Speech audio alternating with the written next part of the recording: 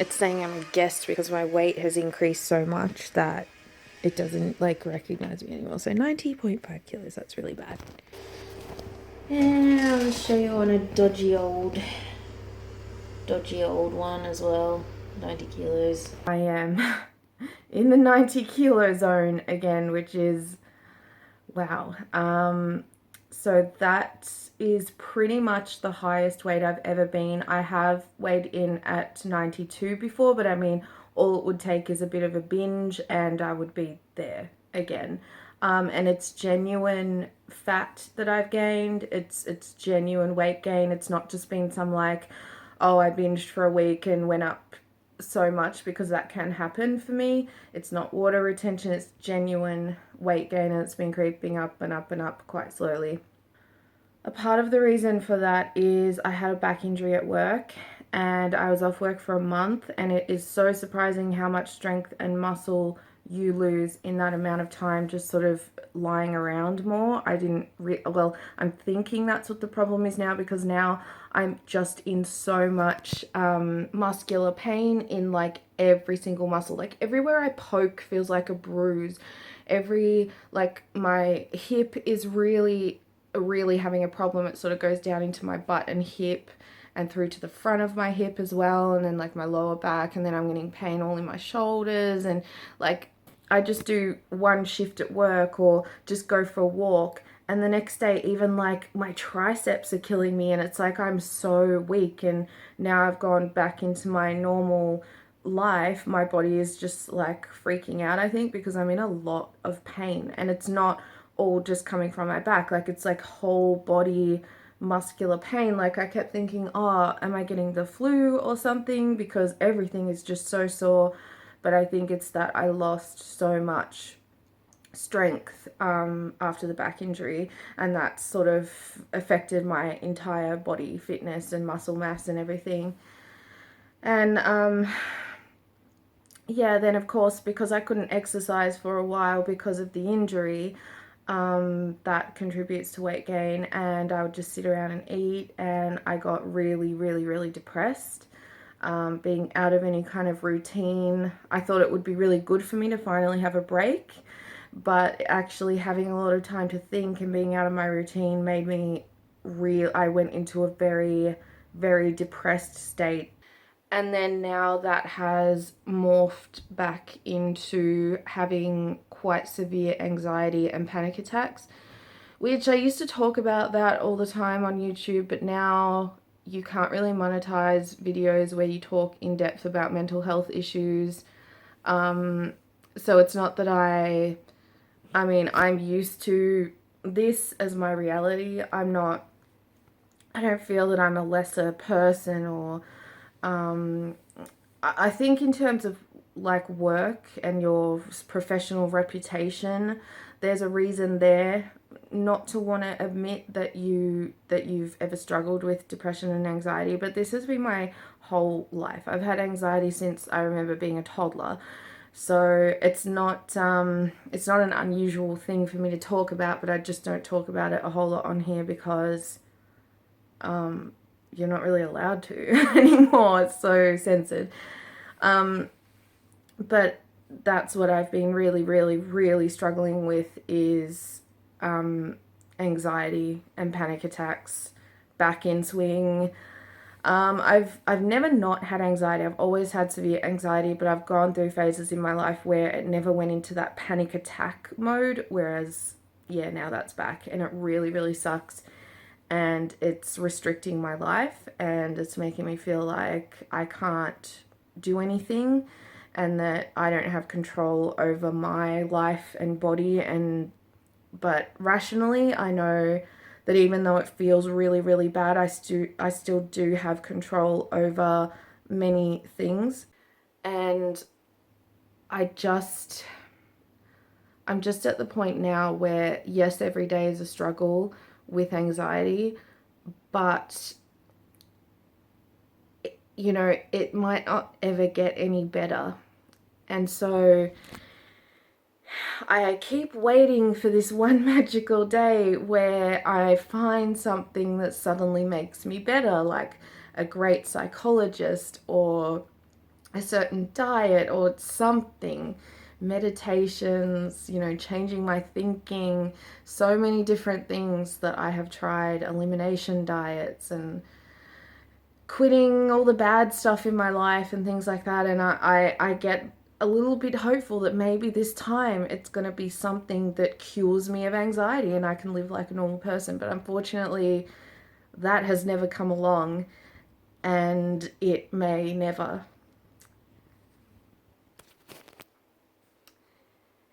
And to imagine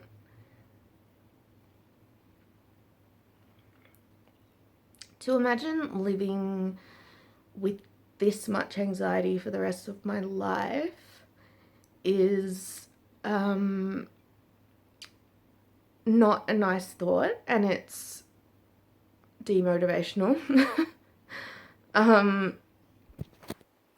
And it really gets in the way of me achieving things that I want to. I have achieved a lot in life despite having lifelong severe anxiety. I will never give up the fight of trying to find something that helps, because you have to. Like, you nobody can get used to, you never get used to it. That's the hard part, is that because the neurotransmitters are so strong, you never, well, I personally never adapt to anxiety to the point where I'm like, okay, this doesn't really bother me anymore. It's like it's new every time, and that's the hardest part. It remains as scary as it ever was. It doesn't desensitize, and that's the hard part of these issues. So I decided, you know what, I have a weight loss channel, and I really, really don't want to be this weight. I don't want to be 90 kilos. None of my clothes fit. I've got a lot of muscular issues now and joint issues and pain, and I don't want all this weight on my body restricting me from exercise, because I know that exercise is really good for my mental health, and I'm really struggling to exercise with all the pain and stiffness and limited range of motion and everything that's happening for me now since I had injury. So it would be very, very easy to just say, well, it's all too hard and I've been through too much in my life, which I have. I've had a lot of very serious trauma. And at this stage, I'm just reading self-help books and I'm doing YouTube guided meditation. And I am also doing Curable. So I downloaded the Curable app and I paid for a 1-year subscription, I think. So I was expecting Curable to just be a bit of guided meditation and things like that, but it's actually kind of hardcore. It does expect you to drag up a lot of your past trauma, and I don't feel like it gives a whole lot of warning about that. I decided that I may never get better. This may always be my struggle, and I really, really hope not. Like, I hope and pray to God that that's not the case. But my life is a lot better now. My relationship is wonderful. My partner is wonderful. I'm so thankful for him, and my job is really good now. I mean, it has its issues, but so does every job. It's just like such a better job than where I was before. You know, we've moved in and everything's sort of settled and everything, so my life is better. So, but I still am not better in terms of the anxiety. I was for a while, but then I think when everything settled, it sort of came back out. I just thought, okay, this may not get any better, this may not get any easier, and there may not be any magical thing that ever comes along that makes it easy for me to give up my addictions and lose weight and get a more physically fit body. And I think physical fitness is, you know, your mental health and your physical state are are one entity. You can't separate them both. You know, for healthy function of your brain, you need healthy function of the rest of your body, and vice versa. So I really, really, really want to get fit. I want to get all this baggage off me, and it's not cause, oh, I want to look better, and oh, I am so ashamed of how fat I am, and oh, like it's not that at all. I just don't want, like, this fat is like metaphorical, like this fat is like my pain and anxiety like hanging off my body. You know, I feel like if I do have control over what I put in my body. It's very hard when you have anxiety and all your neurotransmitters and everything is out of whack, and you've got high cortisol and high adrenaline and all these problems and dysregulated leptin and ghrelin and insulin that's driving you to eat carbs and eat fat and eat junk. It's really, really hard. Yeah, my signals are all over the place. My signals are like, you know, eat a bucket of mac and cheese and like 5 pot noodles or something. That's what, you know, 5 ramen. That's what my body is demanding that I eat. So it's really hard to resist. But in terms of, you know, being a naturopath and a nutritionist, I know what I need to eat for my mental and physical health. And I have been doing that on and off. Like, one day I'll eat, you know, porridge for breakfast with banana and nuts and almond milk, and like a couple of boiled eggs, and then for lunch I'll have like a chicken or tuna wrap with lots of veggies in it, and then for dinner I'll have like pan fried salmon with you know, like a huge Greek salad and some couscous on the side or something like that. And then other days it's like, oh, I'm eating like a McChicken burger for breakfast. Like, it's very inconsistent. But yeah, I've just decided that it may never get better, and I'm making a conscious decision to accept that for the time being. Still working on myself, still working on trying to improve the way I think and reducing anxiety and reducing stress, but also just kind of accepting you're just going to have to get fit and healthy, and it might feel like total crap, but you just have to do it. So I've got these cards because I said I would. So I wrote, I will lose 10 kilograms by the end of 2019.